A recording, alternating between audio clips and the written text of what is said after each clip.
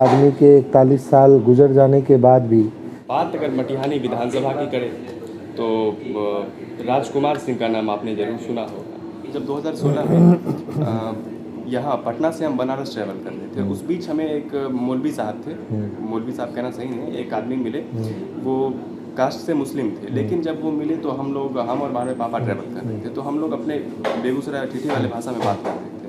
तो at last उन्होंने हमें टोका कि आपका घर कहाँ हुआ। तो हमने कहा कि भैया हमारा घर बेगूसराय हुआ। तो उन्होंने हमें कहा कि बेगूसराय। तो फिर कहा कि बेगूसराय में हमारे एक मालिक रहा करते।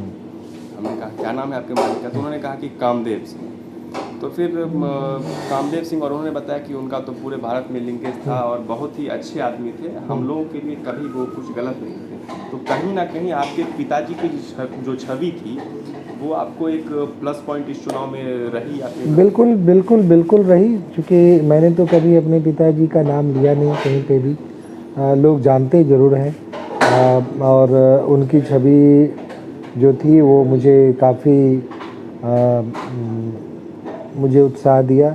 मुझे लगा कि रियल में सच में एक आदमी के 41 साल गुजर जाने के बाद भी, जो कि जनरेशन चला गया, निश्चित रूप से उस शख्सियत में कोई बात तो ऐसी रही होगी कि उनके माता पिता ने अपने जनरेशन को, नेक्स्ट जनरेशन को उनके बारे में कुछ बताया होगा, पॉजिटिव ही बताया, तभी ये छवि बनी।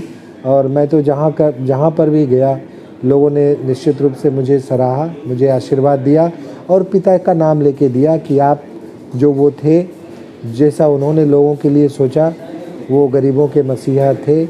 और ये मैं किसी ये नहीं, हर जाति हर धर्म के लोग ऐसा बोलते हैं। मैं मुस्लिम इलाके में गया, जो बहुत गरीब लोग थे, वो भी जब मैं उनसे मिलने गया तो वो बोले मुझको कि आप आइए मेरे घर पे। मालिक आते थे तो मेरे पास यहाँ बैठते थे। मालिक उनको प्यार से लोग बोलते थे, ये नहीं कि वो ये थे। मालिक उनका प्यारा नाम था, घर में भी लोग उनको सब मालिक कहते हैं। उनके जो पोता है उनको मालिक बाबा कहते हैं।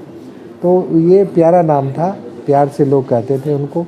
तो ये सब जगह ये सी बात थी और इसका नेचुरल सी बात है। ये फ़ायदा मुझे मिला तो मुझे आश्चर्य भी हुआ कि 41 साल, मैं 10 साल का था जब उनका गया, 10 साल का। 10 साल का। तो वो जो वहाँ से कॉलेज का दौर था, क्योंकि जब अगर पिता नहीं रहते हैं किसी बच्चे के तो वो बड़ा टफ दौर होता है। तो वो आपने कैसे कंप्लीट किया, वहाँ से दिल्ली जाना, वहाँ कॉलेज में पढ़ना, यूपीएससी की तैयारी करना? देखिए, कुछ संस्कार में ही था, वो आप कह सकते हैं। मेरे पिताजी अपने घर के सभी बच्चों की पढ़ाई के बारे में बहुत सीरियस थे। शुरू से ही बच्चों को, सबको, मुझे ही अकेला ही नहीं, मेरे घर में मेरी उम्र के जितने बच्चे थे सबको बाहर पढ़ने के लिए भेजा। दार्जिलिंग गए लोग, पटना गए पढ़ने के लिए, और जो जिस पढ़ाई में जिस लायक थे उन्होंने किया। पिता के देहांत के बाद मैंने मैट्रिक का परीक्षा दिया, वो मैंने पटना से दिया। पहले मैं सेंट माइकल्स में था।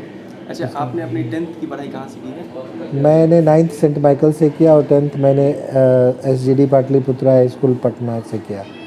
अच्छा, यहाँ बेगूसराय में कभी कोई? बेगूसराय में मैंने पढ़ाई कभी नहीं की। मेरी पढ़ाई या तो दार्जिलिंग में हुई, पटना में हुई, फिर दिल्ली में। अच्छा, तो ये फिर आप इस एजुकेशन के लाइन से एकाएक फिर बिजनेस के लाइन में आए।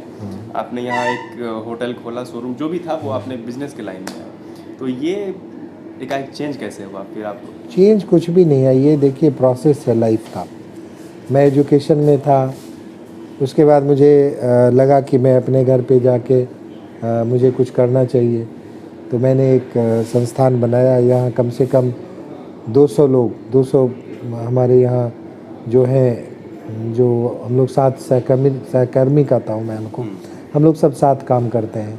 तो कम से कम 200 परिवारों को यहाँ पे रोज़गार है। तो 200 में से एक मैं भी हूँ, मुझे भी यहाँ से मैं भी सैलरीड हूँ यहाँ पर। तो लगा, मुझे अच्छा लगा। धीरे धीरे संस्थान के लोग चला रहे हैं, तो मैंने कहा चलो ये तो हो ही रहा है, कुछ और भी नागरिक कर्तव्य भी है, तो राजनीति में भी आके देखते हैं। शायद मेरे माध्यम से अगर मैं अपने मटियानी के लिए, जहाँ मैं पैदा हुआ हूँ, उसके लिए यदि मैं कुछ भी कर पाऊँ तो मुझे संतुष्टि होगी और मुझे लगेगा कि नागरिक होने का मैंने कर्तव्य। आपका क्या लग रहा है कि अभी रुझान किधर है आपके हिसाब से? चुनाव का रुझान मटियानी की जनता की तरफ है कि चुनाव तो मटियानी की जनता लड़ रही थी, मैं मटियानी की जनता के साथ में था। 100% उधर ही रुझान है। रुझान की औपचारिकता बाकी है 10 तारीख की।